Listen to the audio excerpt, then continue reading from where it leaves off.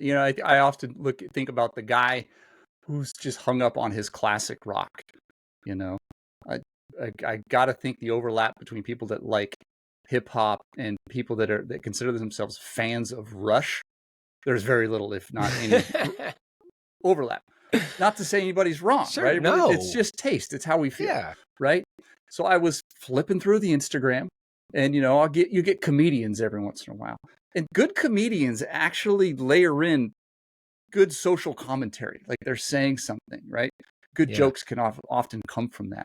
And so the comedian's name is Robin Tran, and the premise she has in the joke, and it'll be linked in the show notes, the post on Instagram, is that she says, poor people don't listen to Radiohead, right?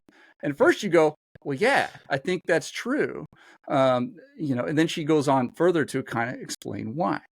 And she says, to enjoy Radiohead, you have to be in tune with your existential self, right? It's almost like it is an acquired taste to understand the music and structure of the songs, the lyrics, the messaging within there. It is beyond just everyday level. You have to go inside to enjoy something like that. And I think that's true of a lot of really good art, a lot of bands that you and I like, there's a mystery to it that you have to really immerse in. And at first listen, you might not like it, but as you start to tune in and you have to get inside your own mind and adjust, you can like it.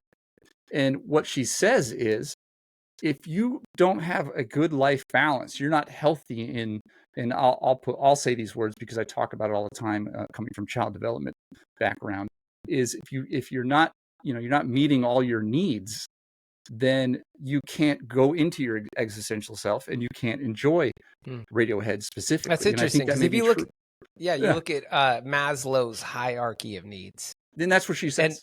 And at the top of the pyramid is self-actualization. Yeah. When you have your needs met, the basics, and you start, building up from there, then you can really, begin to understand self. If you don't have your needs met, then you're according to the pyramid, you can't really you're not there yet, because you're busy trying to find shelter. You don't have time to be thinking about your feelings when you gotta, eat. Or there's kind of the four major components of the self outside of your self-actualization. Are you physically healthy? Are you cognitively healthy? Are you socially healthy?